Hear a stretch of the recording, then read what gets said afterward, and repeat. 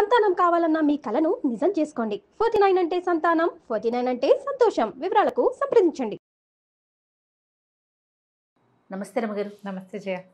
రమగారు, దిగంబర స్నానం చెయ్యకూడదు అని నేను విన్నాను.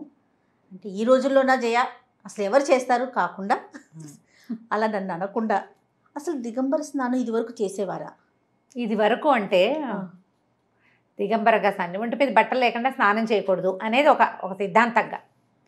పాత రోజుల్లో బాత్రూమ్లు ఉండేవి లేవు. మనకు బాత్రూమ్లు ఏమంటారు రెస్ట్ రూమ్లు అవన్నీ ఎప్పుడు వచ్చినాయి?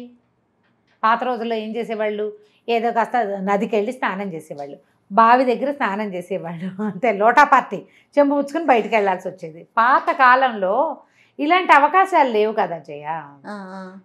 వలవలు మొత్తం ఊడిచేసి స్నానం చేస్తే సిగ్గు కాదు. ఓకే, ఎట్లా చేస్తారు? ఎట్లా స్నానం చేయాలంటే ఇప్పుడు నలుగురు ఆడవాళ్ళు కలిసి నువ్వు దగ్గర తెల్లవారుజామున ఎప్పుడో స్నానం చేస్తారు. అప్పుడు కూడా గబుక్కుని ఎవరైనా మనిషి ఎదురైతే ఒంటి మీద బట్టలు లేకుండా ఉంటే ఎంత సిగ్గుపోతుంది.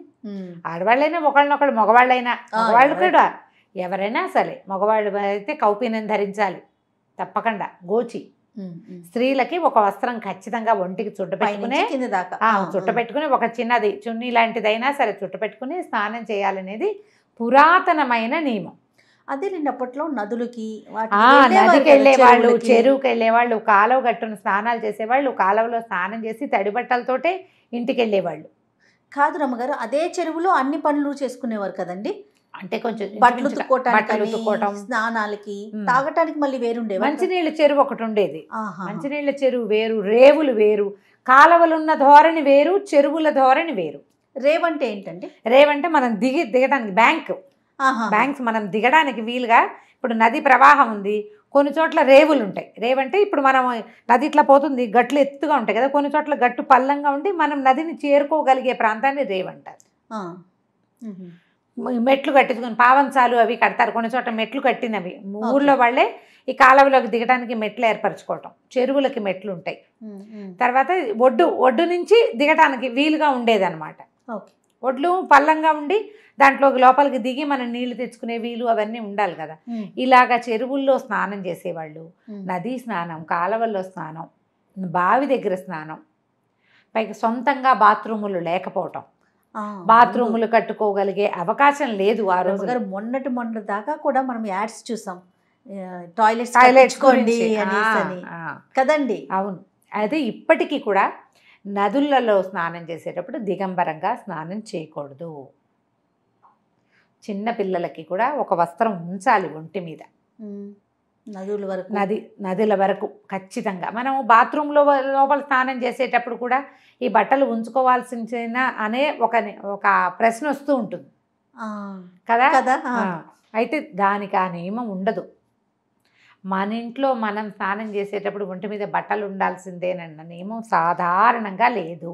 కాదు రమ్మగారు, ఇప్పుడు 10 మందిలో చేస్తారు కాబట్టి వస్త్రం ఉండాలి అనే నియమం ఉంది అని అనుకుంటున్నాం కదా, అంతేనా? లేకపోతే ఆధ్యాత్మిక అంశం ఏదైనా ఉండొచ్చు అంటారు? ఉంది, అది కూడా. ఇప్పుడు నదులు పవిత్రమైనవి, గౌరవించవలసినవి. అసలు నదీ స్నానానికి వెళ్ళేటప్పుడు కూడా నదిలో యూరిన్ పాస్ చేయకూడదు. అందుకని ఏం చేసేవాళ్ళు, నదులు ఇట్లా చల్లగా నీళ్ళలో కాలు పెట్టంగానే అర్జి వచ్చేస్తుంది, బాత్రూమ్కి వెళ్ళి యూరిన్ వచ్చేస్తుంటుంది. అందుకని ఏం చెప్పేవాళ్ళు, ముందే ఆచమనం చేసి అంటే బాత్రూమ్కి వెళ్ళి వచ్చి కాళ్ళు కడుక్కుని అప్పుడు నదిలోకి దిగాలి. అంత పవిత్రంగా భావించాలి. మరి అంత పవిత్రమైనవి నదులు. అవును, అందుకే కదా జీవజలాలు అంటారు వాటిని. నదులు జీవనది. ఆ జీవజలం ఎందుకని చెప్తారంటే ఇందుకు నదిని సభక్తికంగా తీసుకోవాలి. నదీ జలాల్లో స్నానాన్ని ఆటకి కాదు, అది ఆట సరదా ఇంకోటి కాదు. వాటి వల్లే మన జీవితం ఇట్లా నడుస్తోంది. మానవ జీవితం ప్రశాంతంగా పోతుందంటే అవును వాటిలలో వచ్చేది. ఇప్పుడు మనం ఏవో మందులు మాకులు కనిపెట్టాము. ఇదివరకు ఏముంది? మందు మాకు, జీవజలాలే వైద్యం. వాటిలలో స్నానమే మన సంపద కదండి, మన సంపద. దాన్ని పాడు చేసుకోకూడదు కదా. అందుకని ఆధ్యాత్మిక అంశంగానూ ఈ పద్ధతి చెప్పారు.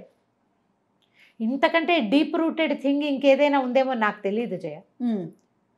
ఇదే పంధ. ఇప్పుడు ఆ నదిలోనే మన పెద్దలకి తర్పణాలు విడుస్తాం. అవును, ఆ నదిలోనే మనం కార్తీకానికి దీపాలు పెడతాం. ఆ నది నీరే మనకి త్రాగునీరు. మనం ఈ ఊళ్ళో పాడు చేసేస్తే నదిని ముందుకెళ్ళాక అది ఇంకొకడికి తాగునీరు అవదా? అవును. మనం దాన్ని ఎంత పవిత్రంగా చూడాలి. మనం చేసేసాం చాలే, అవతల వాడు ఏ చావు చచ్చినా పర్వాలేదని అనుకుంటామా? మన మునులు, మన ఋషులు అట్లాంటి వాళ్ళు కాదు కదా. మన సంస్కృతి అది కాదు. మన సంస్కృతిని నిలబెట్టినటువంటి ఋషులు మహాద్రష్టలు వాళ్ళు. అందుకని నదిని ఎంత పవిత్రంగా చూడాలో చెప్పారు. ఈ నది ఈ ఊళ్ళో ఉంది, ఇక్కడే ఉంటుందా? అది గుంట కాదు కదా, ఎంత ఎక్కడి నుంచి ప్రవహించి వచ్చింది, ఎక్కడ పుట్టి ఎక్కడికి పారుతూ ఉంటాయి. ఇప్పుడు ఈ వెళ్ళేటప్పుడు ఈ ఊళ్ళో నది పాడు చేసేస్తే వచ్చే పై ఊళ్ళో ఆ నీళ్ళని వాళ్ళు తీసుకోవద్దు. అవును అవును. నువ్వు చెత్తలు కలిపేసిన నీళ్లు ప్రవహించి పక్క ఊరికి వెళ్తాయి. అందువల్లే కదా రమ్మగారు ఇన్ని అరిష్టాలు మనం ఎన్ని చూస్తున్నామండి. ఈ భక్తి శ్రద్ధలు లోపించటం వల్ల, ఈ నియమావళిని భంగం చేయటం వల్ల, దీనికేమి సైంటిఫిక్ రీజన్ లేదని వెధవ సైన్స్ని ఆధ్యాత్మికతలో చొప్పించటం వల్ల రీజన్ కావాలి ప్రతిదానికి. అవునండి. నీకు ముక్కులోకి గాలి తీసుకోవడం ఎలా నేర్చుకున్నావో రీజన్ చెప్పు. మనం ఏవీ చెయ్యలేని మనంతటా మనకు చేత కాని విషయాల మీద ఏ ప్రశ్నలు లేవు. అదంతా ప్రకృతి అంటాం. ఏర్పరచబడిన నియమావళికి మాత్రం ప్రశ్నలు. మీ తాత చెప్పారా, మీ తాత చెప్పారా, మీ ముత్తాత చెప్పారా? మీ తాత ముత్తాత చెప్పకపోతే నీ గాలి పీల్చుకోవడం ఎవరు నేర్పించాడు? ఎవరు పెట్టారు? ఇన్ని రంగులు ఎవరు పెట్టారు? ఇన్ని జీవాలు ఎక్కడి నుంచి వచ్చినాయి? ఇంత జీవరాశి, ప్రతిదానికి ఆహారం పెట్టాడే భగవంతుడు. ఇవన్నీ ఎవరు ఏర్పరిచారు? వాటికి ఏ ప్రశ్నలు లేవు. మనం ఒక నియమం పెట్టుకుని నియమం ప్రకారం ప్రవర్తించండి రా, ఇంకా ఎక్కువ కాలం ఈ భూమి మీద హాయిగా బతుకుదురు. కానీ మీరు ఉన్నన్నాళ్ళు సుఖంగా ఆరోగ్యంగా ఇబ్బందులు లేకుండా ఉందురు గానని ఏర్పరిచిన నియమాలని మనం ఉల్లంఘించేస్తాం. ఆ ఉల్లంఘనే ప్రధానమైన శత్రువు ఇప్పుడు మనకి. అవును అవును. ఈ నియమం నదీ స్నానానికి పెట్టబడింది. నదులలో దిగంబరంగా స్నానం చేయకూడదు. ఊరి చెరువుల్లో, నలుగురు వాడే నీటి దగ్గర చేయకూడదు. అందులోకి వెళ్ళేటప్పుడు ముందే ఒక మాట బాత్రూమ్కి వెళ్ళి కాళ్ళు చేతులు కడుక్కుని అప్పుడు శుచిగా శుభ్రంగా అప్పుడు నదిలోకి. మన పెరటిలోని బావి అయినా కూడా అంతే కదా. పెరట్లో బావి అంటే బావిలోంచి తోడుకుంటాం. అక్కడ కూడా నగ్నంగా చేయకూడదు. అందరూ ఉంటారు కదా.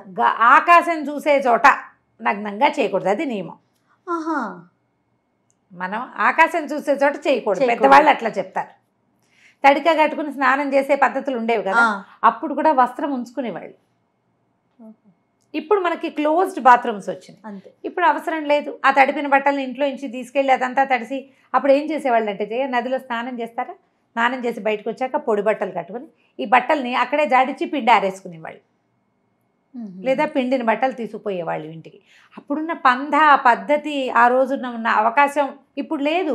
చూడండి, ఒకదానికి ఒకటి మిళితమై ఉంది, చూసారా? అంతే. అక్కడే చేయటం, అక్కడే మార్చుకోవటం, అక్కడే ఏదో నీళ్ళలో కొంచెం ముంచి లేపి తీసుకెళ్లి ఆరేసుకోవటం. ఇప్పుడు ఎక్కడుంది? ఇప్పుడు అవకాశం ఇంట్లోనే కదా. అన్ని ఇంట్లో. బావి దగ్గర అయినా బట్టలు తడుపుకున్నారు అనుకో, పొడి బట్ట కట్టుకోవటం, ఈ బట్టలు రెండు జాడితే ఆ పెరట్లో ఆరేసుకోవటం.